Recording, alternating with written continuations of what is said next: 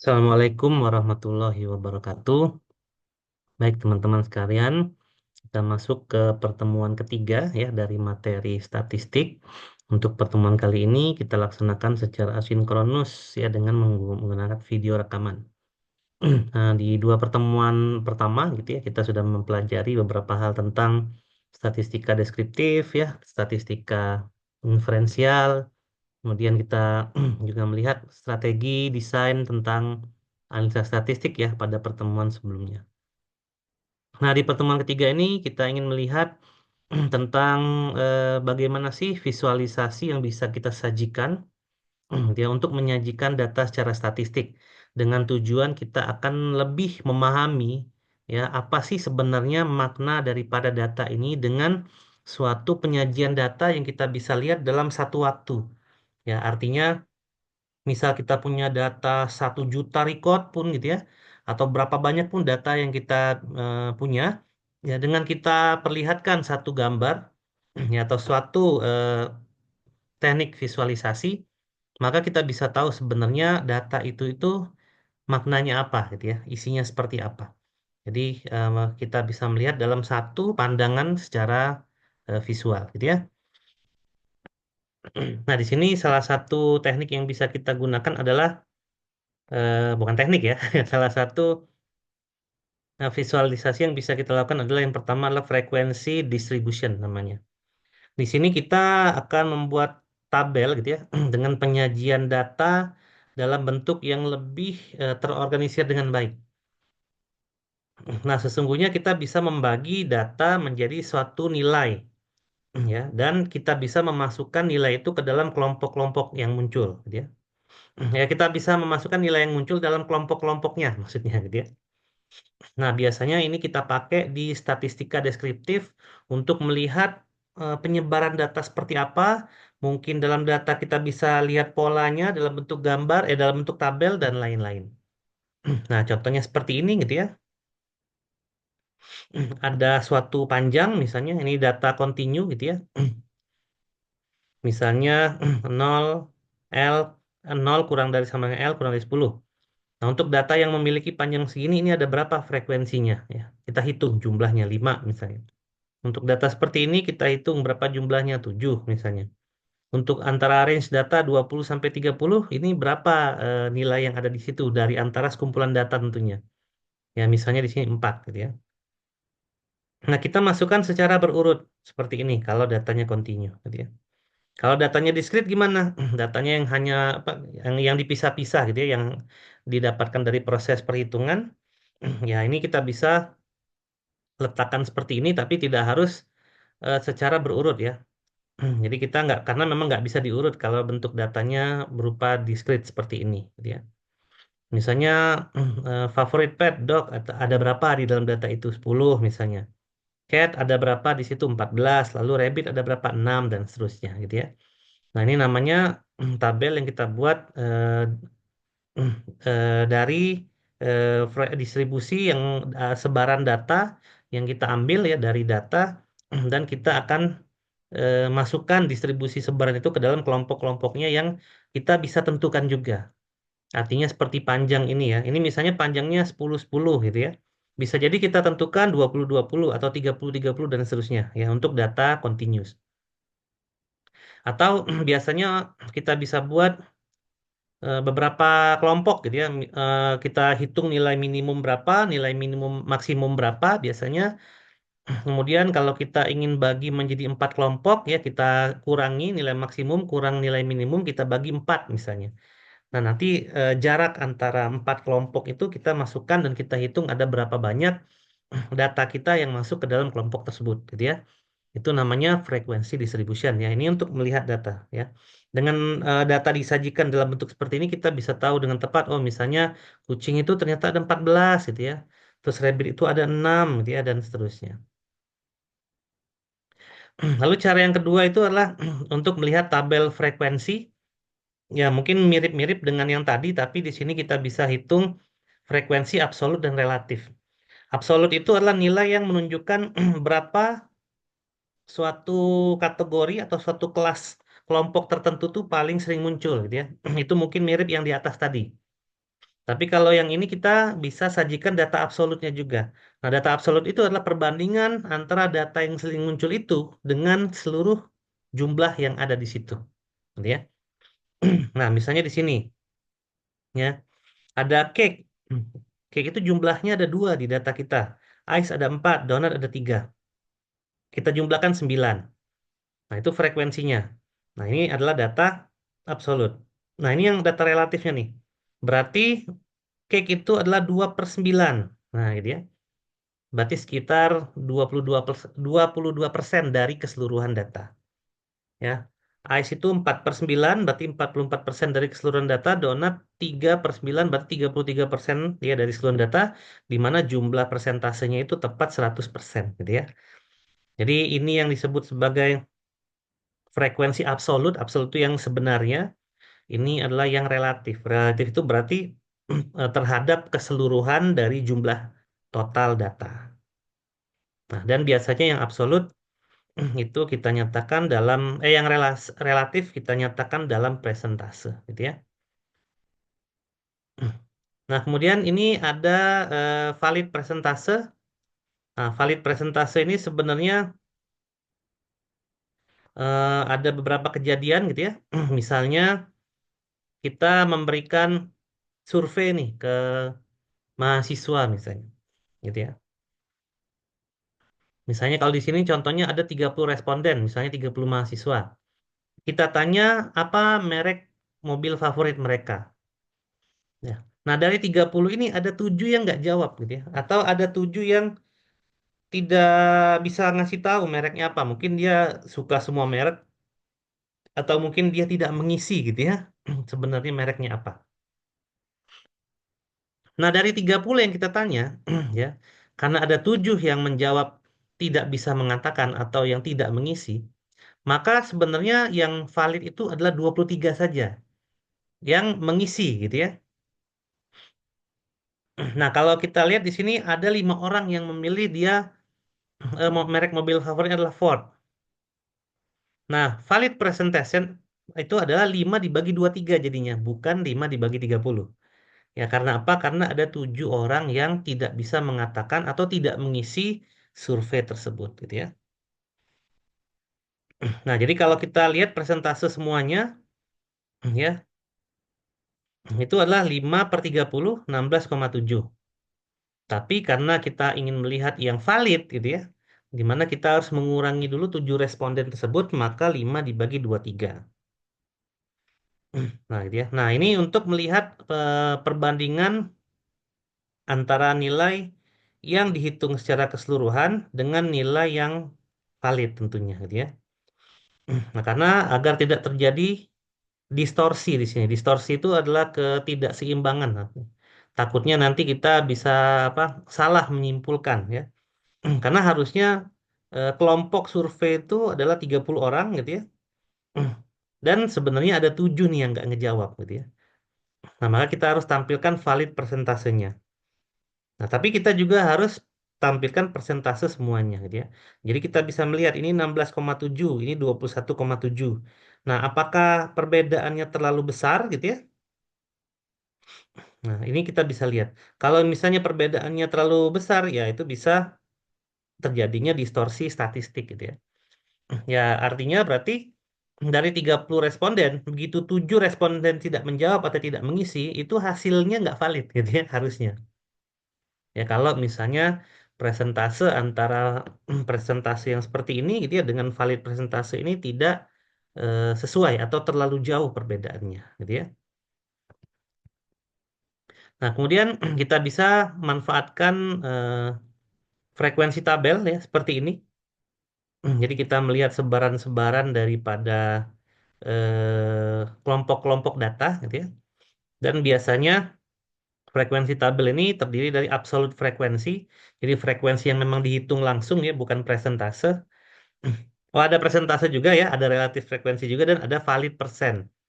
Jadi kita menghitung menggunakan frekuensi yang ini gitu ya. Absolut, relatif, dan kita hitung juga valid persennya. Nah, sehingga kita bisa membuat menggunakan visualisasi bar chart seperti ini, gitu ya.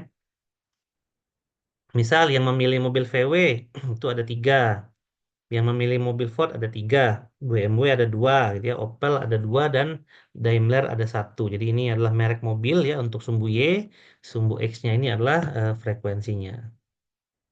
Dan yang digunakan valid persen, artinya apabila ada yang tidak mengisi kuesioner atau yang menjawab dia tidak tahu merek mobil favoritnya itu tidak dimasukkan ke dalam frekuensi tabel ini, gitu ya. Lalu ada yang namanya cross tab ya atau contingency table.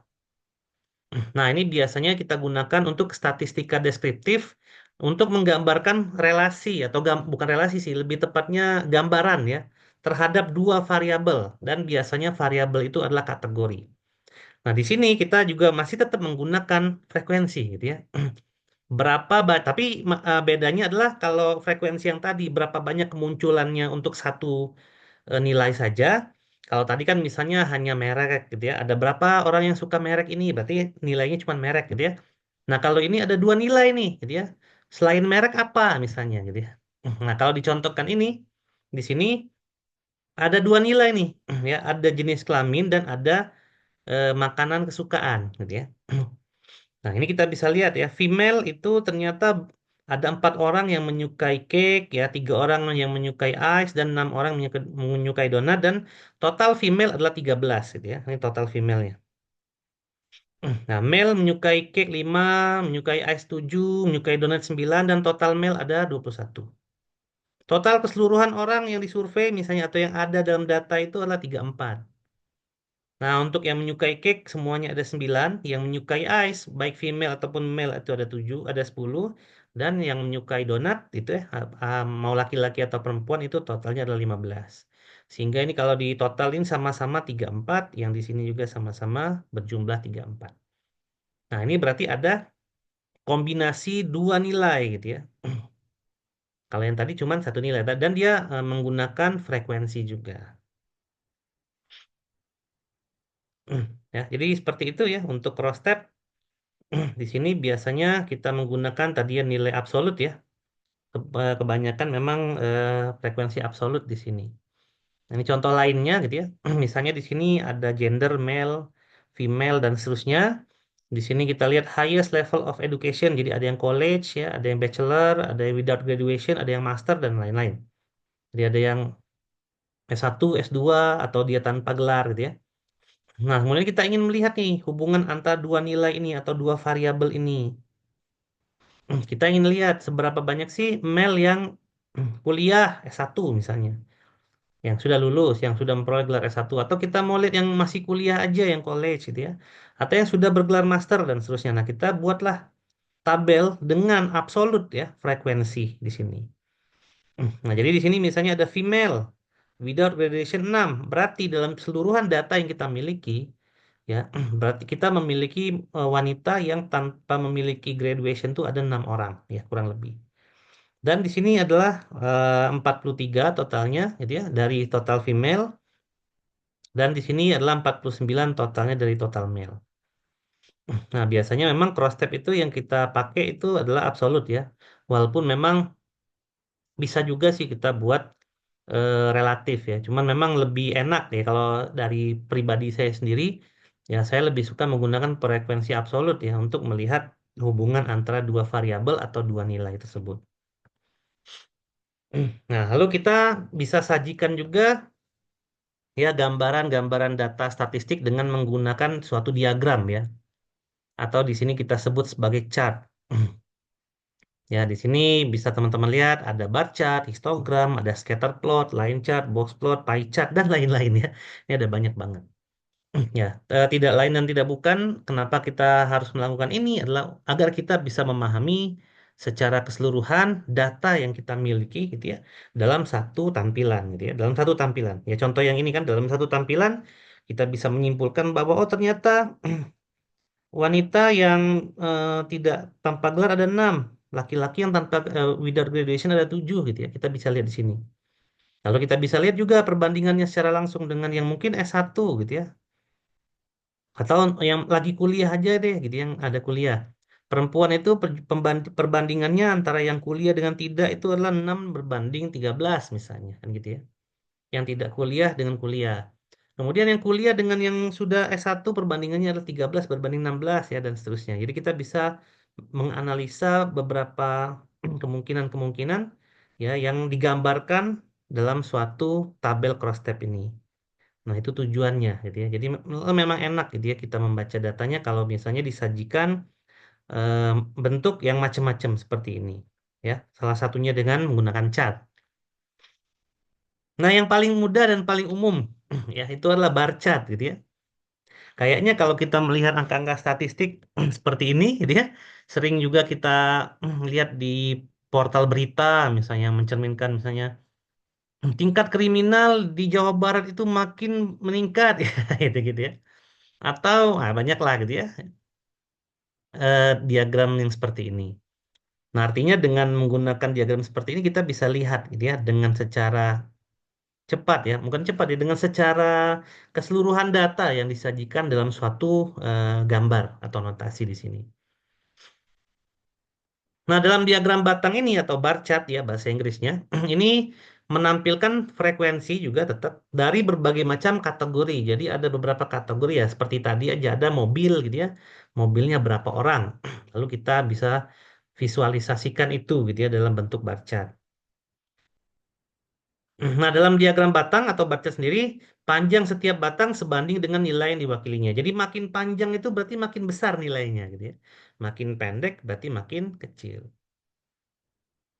Nah, ada dua cara untuk menggambarkan bar chart. Yang pertama itu adalah secara horizontal, yang ini biasanya sering kita lihat gitu ya, atau secara vertikal seperti ini, gitu ya. Nah, ini biasanya kita tahu, ini tuh biasanya untuk melihat tren gitu ya.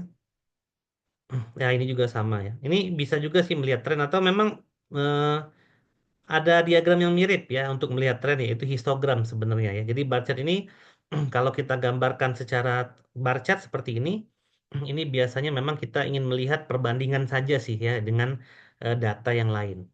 Ya, seperti tadi aja kita lihat ini tuh bar chart ya. Nah, ini bar chart nih. Oh, berarti di sini banyak yang lebih menyukai VW dan Ford daripada Daimler gitu ya. Karena dari batangnya ini lebih tinggi daripada Daimler yang ini. Nah, kita bisa lihat perbandingan antara 5 kategori mobil ini, gitu ya. Nah, itu sih sebenarnya tujuannya kalau bar chart. Karena memang dia diagram yang paling simpel ya, dengan tujuan yang memang simpel juga gitu ya, untuk melihat perbandingan ya dari beberapa nilai kategori, terus divisualisasikan panjang apa barnya itu sebagai angka numerik yang mewakili nilai frekuensi. Ini sebenarnya bisa juga frekuensi absolut atau frekuensi relatif ya. Jadi bisa persentase atau memang kita hitung langsung dari datanya. Nah, jadi seperti yang saya bilang tadi, cocok untuk membandingkan data sebenarnya, untuk melihat jumlahnya, gitu ya. Nah, misalnya kita punya data nih ya, ada data vol itu data apa ya, data jatuh. Apa sih kalau data rumah sakit itu vol itu data ya jatuh gitu ya. Jadi kejadian jatuh dari rumah sakit gitu ya. Apakah kejatuhan pertama tuh ada di Eisel, Eisel tuh lorong ya. Misalnya ada ada orang yang jatuh di lorong satu gitu ya.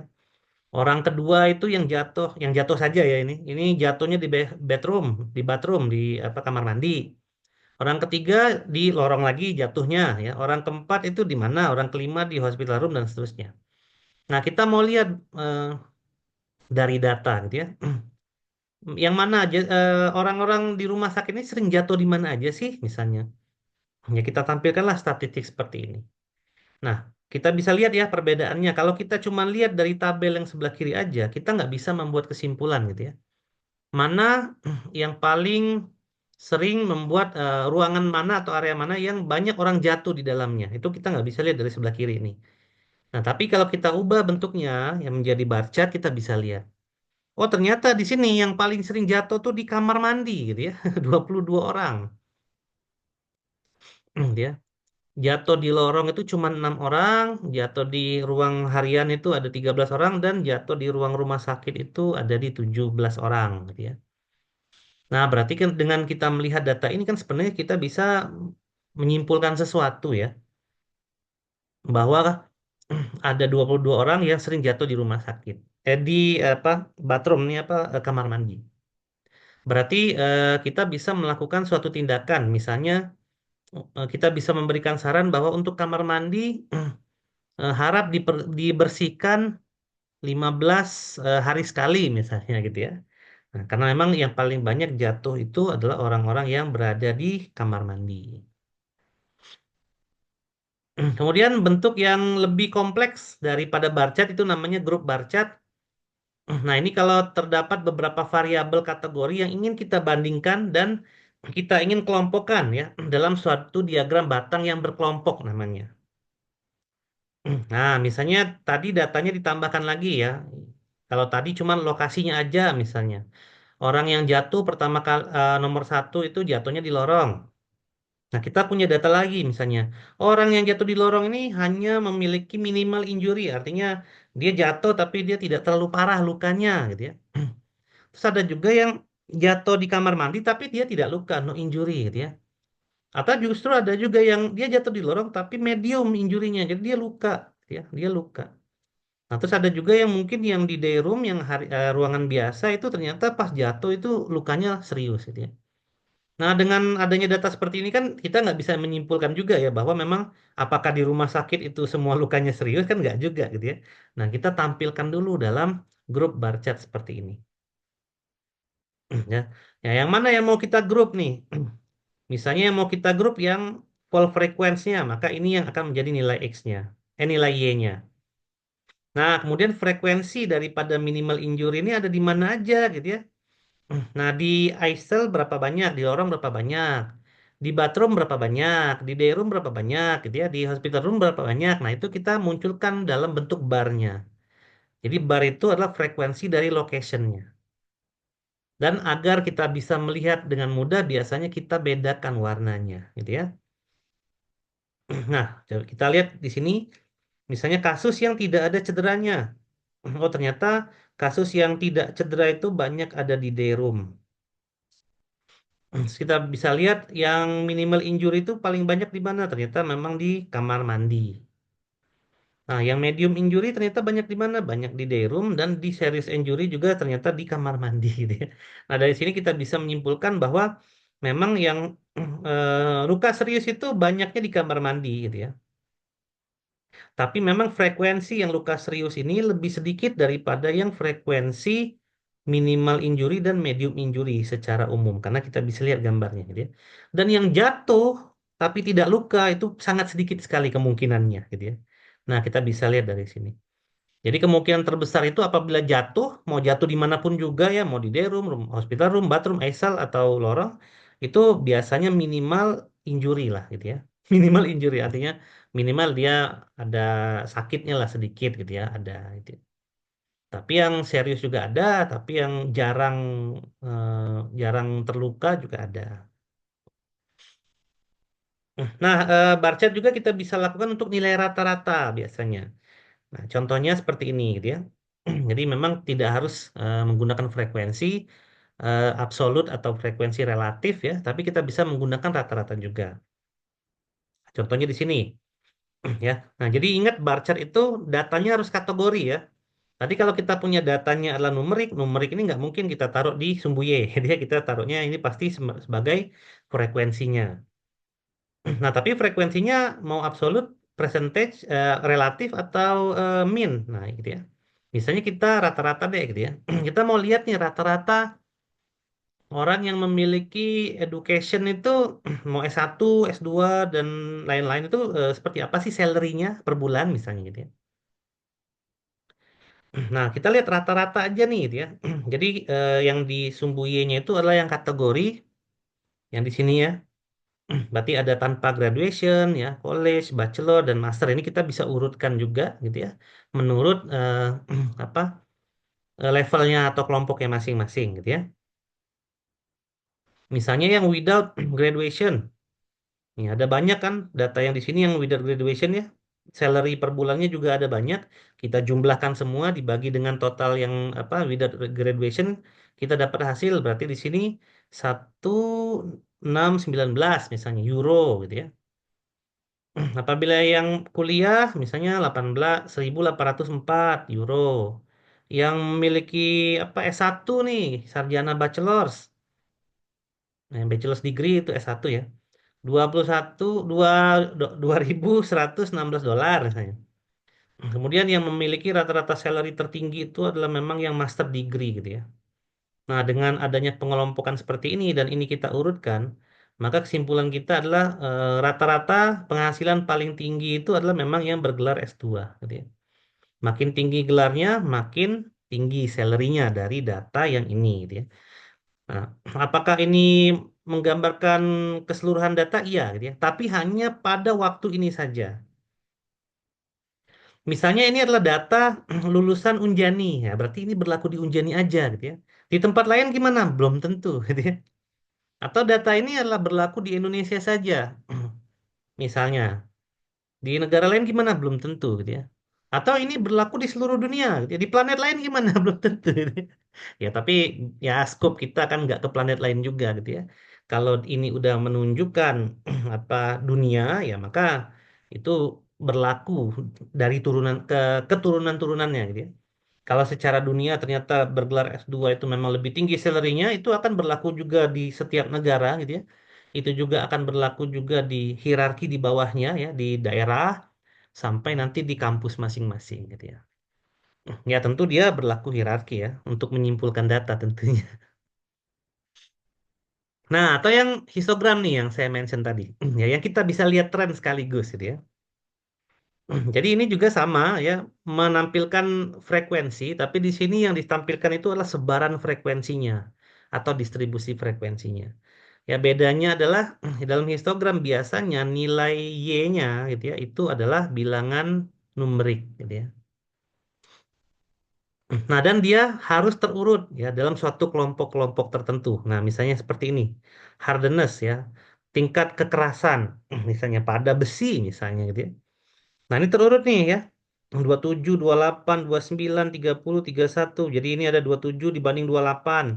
28 kurang dari 29, 29 kurang dari 30 dan seterusnya sampai 36 sampai 37. Nah, ini sebaran datanya. Ya, ada kurva di sini ya. Kalau kita ingat ini adalah kurva yang kita sebut sebagai kurva normal ya. Artinya data tersebar atau terdistribusi secara normal. Nah, untuk menggambarkan distribusi normal ya kita memerlukan histogram namanya.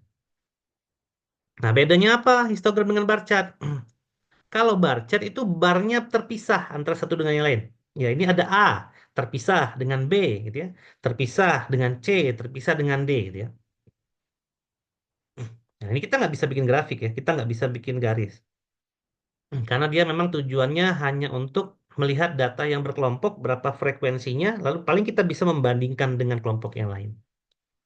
Ya, tapi kalau histogram itu datanya itu ya karena memang dia terbagi dalam kelompok-kelompok yang mungkin bisa dipersempit gitu ya. Biasanya kelompok-kelompok itu didapatkan dari range atau nilai apa antara. Di mana nilai antara itu biasanya didapatkan dari tipe numerik gitu ya. Nah, kita kelompokkan. Nah, misalnya ini A, B, C, D ini sebenarnya tidak harus terurut nggak apa-apa untuk bar chart. Tidak harus C dulu di awal, A dulu nggak harus gitu ya. Tapi kalau histogram itu yang lebih kecil itu wajib di awal, ya makin ke sini makin besar gitu ya. Sehingga kita menggambarkan bar chartnya pun tidak ada gap gitu ya. Dan kita bisa lihat trennya. Nah, seperti yang ini kan. Kita bisa lihat trennya ini. Gitu ya. Ini juga kita bisa lihat trennya. Ini berarti naik turun ya. Nah, gitu ya. Kita bisa ambil nilai tengahnya aja di sini dari bar ini kita lalu hubungkan titik-titiknya. Ya, jadi seperti itu ya. Jadi tergantung dari kebutuhan. Kalau misalnya histogram kita bisa lihat tren atau sebaran datanya, yang mana sebaran data tadi kita kelompok-kelompokkan dan biasanya yang di bawah sini itu adalah kelompok dari nilai yang sifatnya numerik gitu ya. Bukan yang kategori, tapi dia memang diubah menjadi kelas-kelas atau kelompok-kelompok tertentu dulu. Misalnya ada 1 sampai 5, nanti 5 sampai 10, 10 sampai 15, 15 sampai 20 ya secara terurut. Nah, kemudian ada diagram yang lain yaitu scatter plot ini untuk melihat apa kumpulan ya atau kita lihat korelasi dalam data. Data ini dekat nggak dengan data yang lain? Nah, misalnya gitu ya. Ada nggak hubungannya antara berat sama tinggi badan? Nah, misalnya. Ada sebarannya seperti apa? Dan lain-lain kita bisa lihat. Dan ini bisa kita lihat dalam bentuk yang lebih luas ya, tapi maksimal 3 dimensi. 4 dimensi udah nggak kelihatan lagi. Artinya kalau kita punya dua nilai atau dua variabel, kita bisa membagi satu variabel X dan satu variabel Y gitu ya. Nah, ini biasanya variabel yang dibandingkan ini numerik gitu ya, numerik. Atau Y, X, Y, Z ya, seperti ini. Nah, kalau ini kita paling lihat sebarannya aja, jadi kita nggak kelompokin, tapi kita bisa lihat pengelompokan data dengan cara memberikan warna yang berbeda. Contoh tabel yang ini gitu ya, ada yang ngumpul di sini banyak, oh ini satu kelompok nih datanya. Ada yang ngumpul di sini banyak, oh berarti ini juga satu kelompok nih gitu ya. Atau yang 3 dimensi, ya berarti ada kelompok yang ngumpul di sini nih, gitu ya warna oranye. Yang di sini ngumpul, ternyata ini kelompok warna biru, yang ini kelompok warna hijau, yang ini kelompok warna merah misalnya gitu ya. Nah, berarti kenapa dia berkelompok? Ya, kita bisa lihat ya. Misalnya ini yang berkelompok ini berarti nilainya -2, -2, -1, -2 sekian gitu ya. Berarti kita bisa lihat tuh, gitu ya, kelompoknya ke arah mana.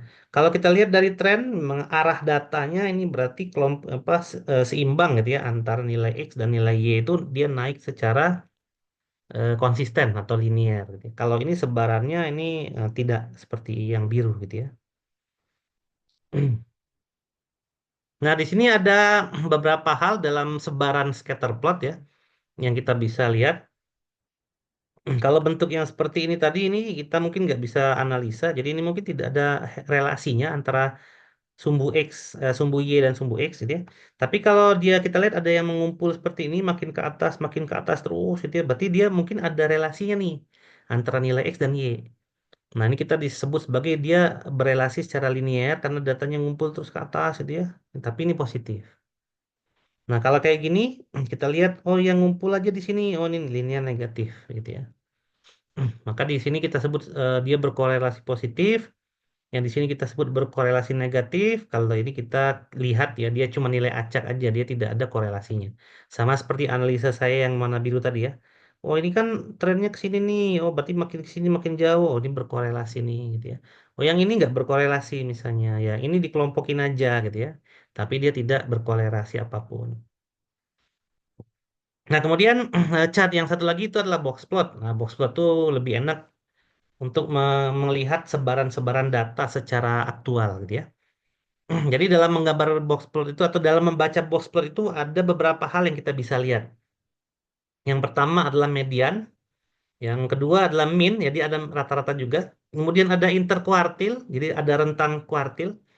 Kemudian ada outliers atau data pecilan, data yang dia itu hanya apa pencilan itu yang jauh sendiri gitu ya.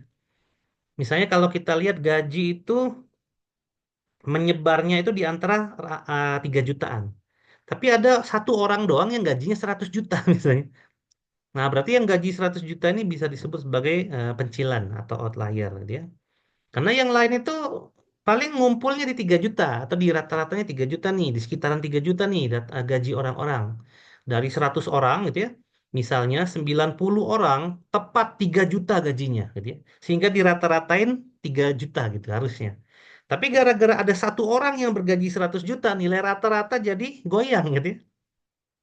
Ya, coba bayangkan ada 99 orang. Semua orang pas gajinya 3 juta. Rata-ratanya kan berarti 3 juta ditambahin semua dibagi 99 itu pasti 3 juta kan gitu ya. Karena nilainya semua sama. Tapi dengan kita tambah satu orang lagi yang gajinya 100 juta, ya ketika data dibagi 100 itu pasti rata-ratanya nggak 3 juta. Tapi 3 juta berapa gitu ya. Atau bisa di 5 juta atau bahkan di 6 juta. Ya, karena ada satu orang sendiri nih yang 100 juta nih. Nah, ini yang kita sebut sebagai outlier gitu ya. Nah, bentuk box plot itu seperti ini gitu ya.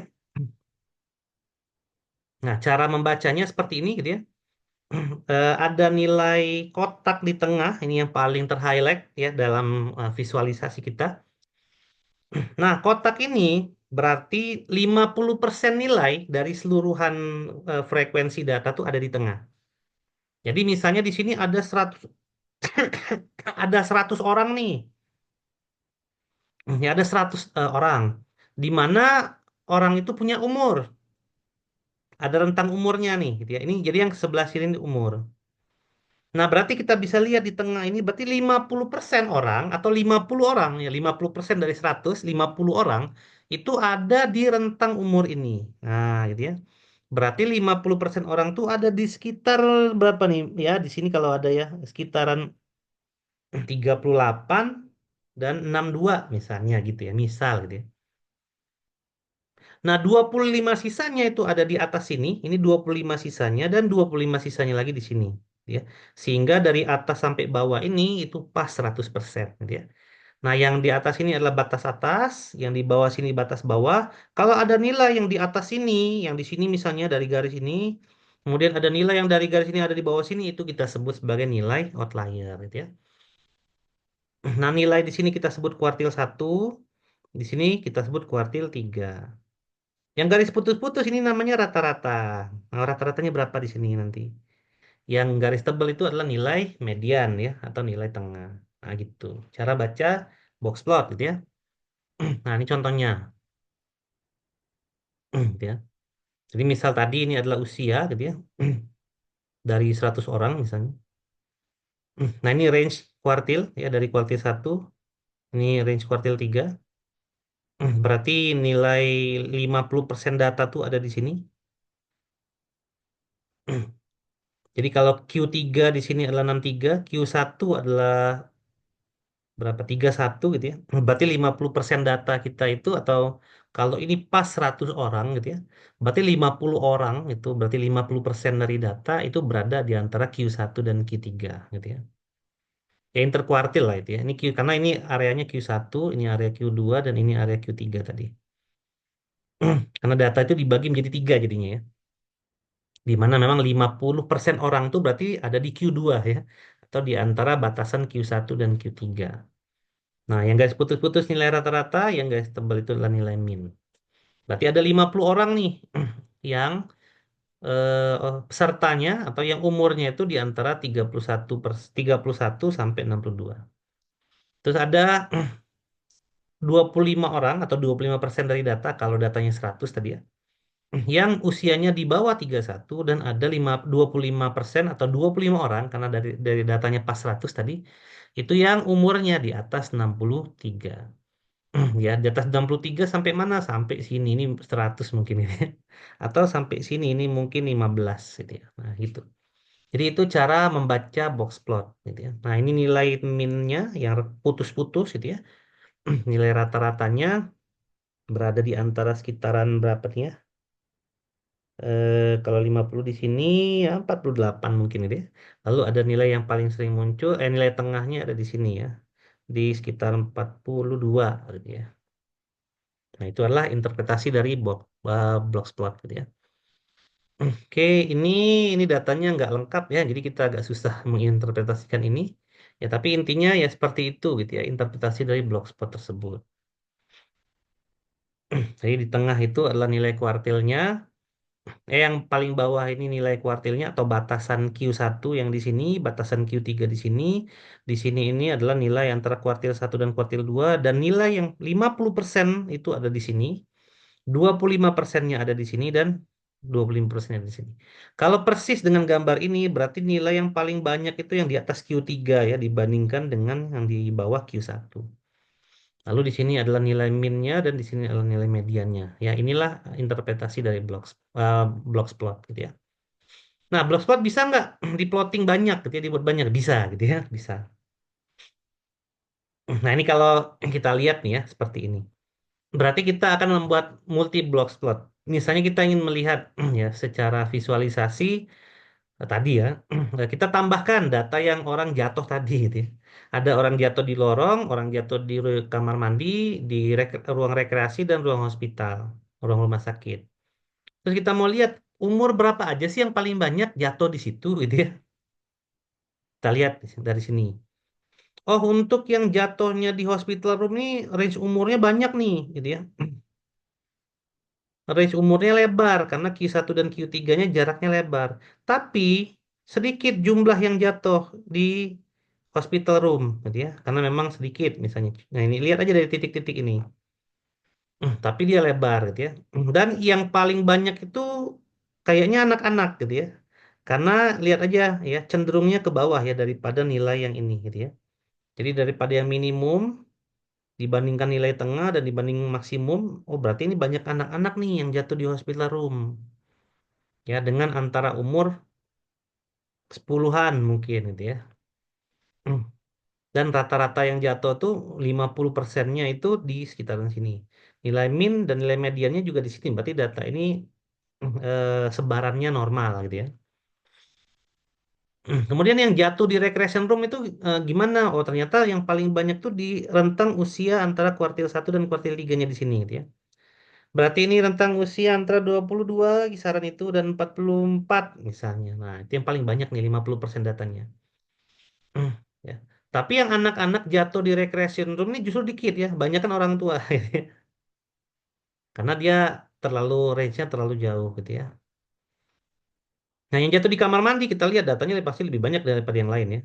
Yang paling banyak jatuh di kamar mandi ini yang usianya antara 30 sampai 65 tahun. Nah, gitu ya. Dan memang banyak orang yang lebih tua juga, bahkan yang lebih muda juga yang jatuh di kamar mandi. Untuk yang jatuh di lorong ya seperti ini gitu ya. Nah, ini kita bisa menggambarkan multiple block spotnya untuk melihat atau memvisualisasikan data kejadian orang jatuh ya di rumah sakit sesuai dengan tempat jatuh dan umurnya. Gitu ya. Lalu ada blend Alman plot. Ini adalah diagram plot ya yang titik-titik juga, di mana kita pakai untuk menggambarkan visualisasi dan membandingkan dua teknik mengukur yang berbeda-beda antara dua set data yang berbeda. Jadi ini datanya juga beda. Kalau tadi datanya sama, data orang yang jatuh di rumah sakit X misalnya. Nah, kalau ini kita misalnya mau bandingin nih data yang jatuh di rumah sakit X dengan rumah sakit Y misalnya gitu ya.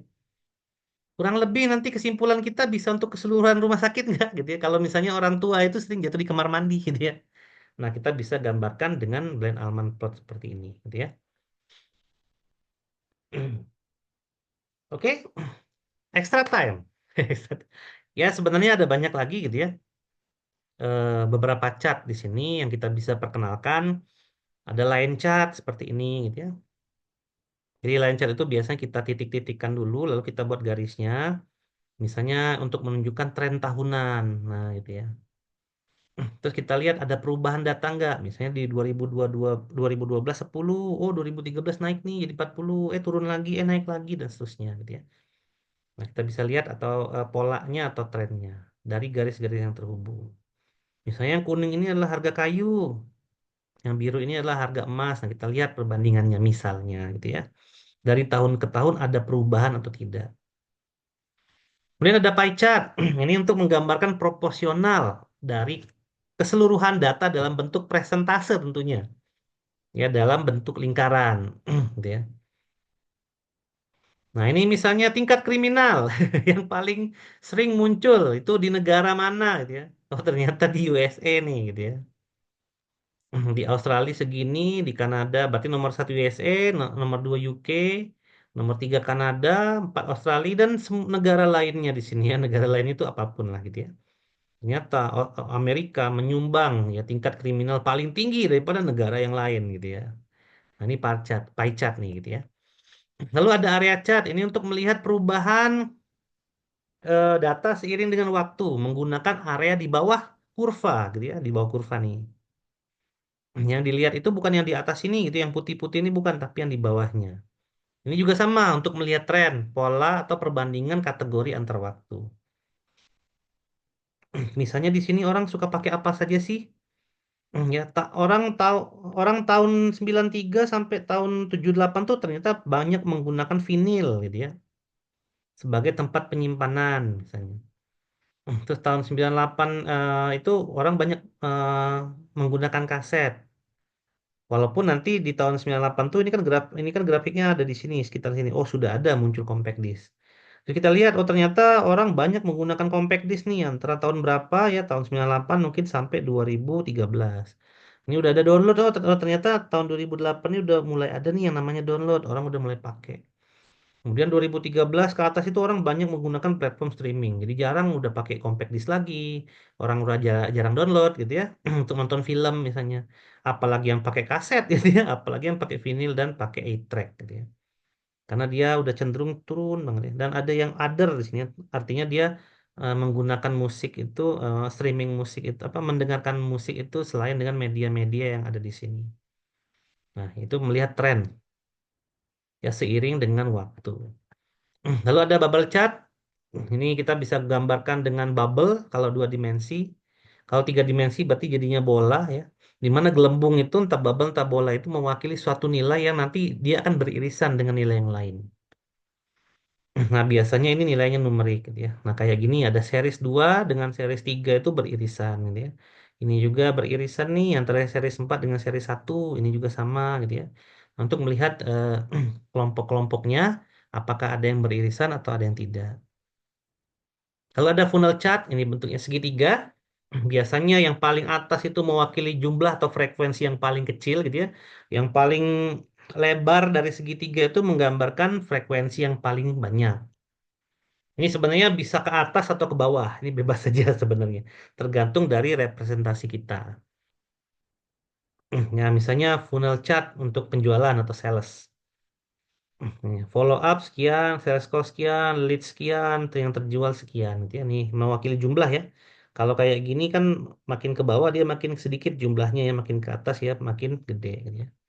Nah, kalau ingin menggambarkan proses penjualan seperti ini gitu ya, atau tahapan alur kerja gitu ya, atau menggambarkan kayak ini data itu besar, kemudian menjadi informasi jadi mengecil gitu ya, lalu knowledge makin kecil lagi, lalu wisdom makin kecil lagi itu juga disebut sebagai funnel chart. Kemudian ada waterfall chart, ini untuk menunjukkan perubahan data seiring dengan waktu, apakah ada kenaikan atau ada penurunan. Nah, seperti ini gitu ya. Misalnya di sini ada aksesoris, sekian nilainya, ada appliance, naik lagi, art, ya. Nah, ini turun nih ya, bookcase ya, lebih kecil. Ini juga turun nih, tables, ya, dan lain-lain. Jadi kita bisa melihat aliran data yang keluar. Misalnya aliran data terhadap perubahan-perubahan yang ada di gudang, misalnya data-data di gudang. Atau data yang ada apa data harga market gitu ya, untuk masing-masing benda yang ada di bawah ini misalnya. Dia kapan naik, kapan turun ya, apakah dia seimbang dan lain-lain.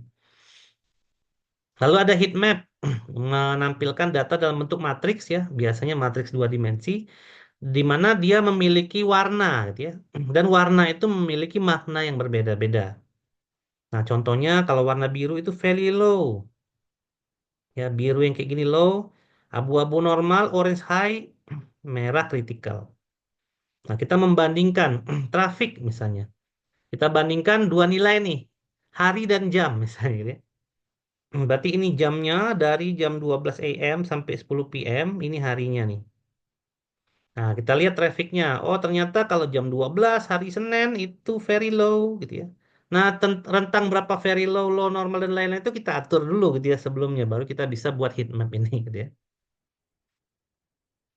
Kemudian traffic normal itu di hari Minggu berarti ada di sekitar jam 10, jam 8 gitu ya sampai jam 12. Oh, jam 12 nih naik lagi nih trafficnya gitu ya. Mungkin lagi jam makan siang gitu ya. Tapi kita bisa lihat antara jam 12 sampai jam 2 ini ya di hari Rabu dan hari Kamis ini trafficnya tinggi.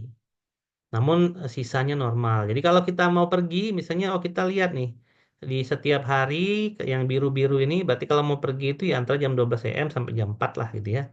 Kita bisa pergi atau kita bisa pulang di sekitaran sini gitu ya. Nah, kalau di antara tengah traffic ini ya kita bisa lihat dari gambar ya. Ini namanya heat map.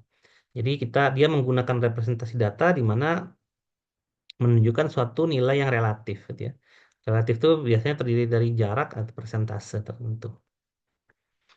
Kemudian ada spider chart. Ini biasanya suka dipakai atlet ya untuk menunjukkan keunggulan gitu ya. Lalu perbedaan keunggulan dan lain-lain gitu ya. Untuk profiling biasanya. Ya, misalnya orang nih, saya misalnya. Biologinya maksimum, Inggrisnya maksimum, tapi matematika segini gitu ya. Atau musiknya rendah gitu ya. Nah gitu ya. Jadi biasanya ini statistik untuk menunjukkan suatu objek, biasanya objeknya orang, gitu ya. Untuk menghubungkan suatu ke kemahiran atau apapun itulah gitu ya. Kemudian ada Gantt chart ini untuk bikin project gitu ya.